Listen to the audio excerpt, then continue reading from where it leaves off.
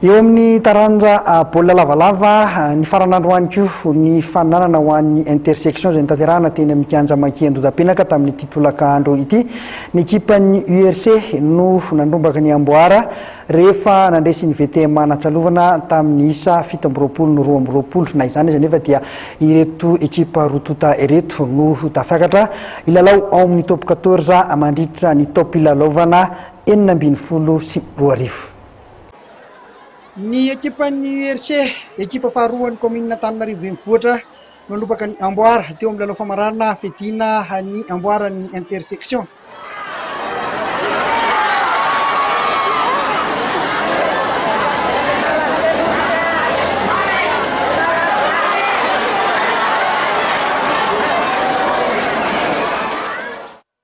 Resin'ny UIRC tamin'ny isa 7 ny VTM Antsalovana nitolakandro io teny amin'ny kianja Makian-Dodapenaka.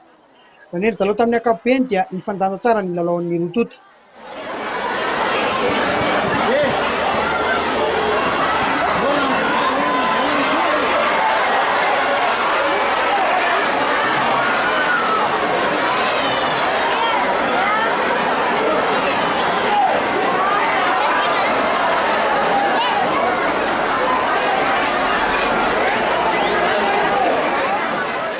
VTM Antsalovana no nanokatra an'isa tamin'ny alalan'ny fitsarana hors-jeu izay nitokony 3.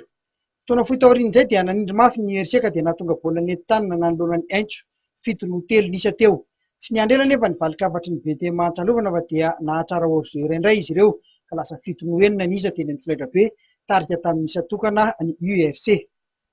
Niady tanteraka ny baolina nanomboka teo. Hita ho somary nivakely ny fiarovatena ny VTM teo amin'ny fidirana voalohany izay ka dia norarotin'ny UIRC izany nampidirany baolina maromaro izay nitokony 17 raha sivy ny tafiditry ny VTM Antsalovana tao anatin'ny 90 minitra voalohany.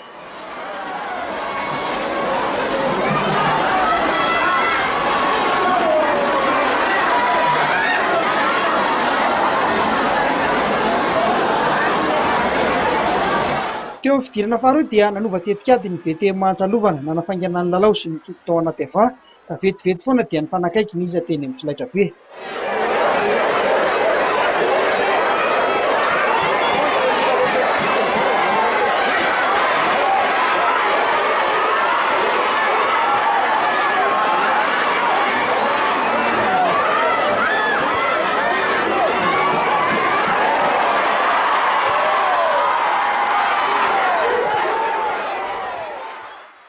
Hain'ny UIRC no niaratra ny tombonisa azony nandritra ity fihaonana ity na dia nanindry mafy aza ny VTM Antsalovana. Tany amin'ny 10 minitra farany dia nitokona tany amin'ny tanin'ny UIRC ny lalao kanefa dia tsy nentina tafiditra baolina intsony ny VTM Antsalovana.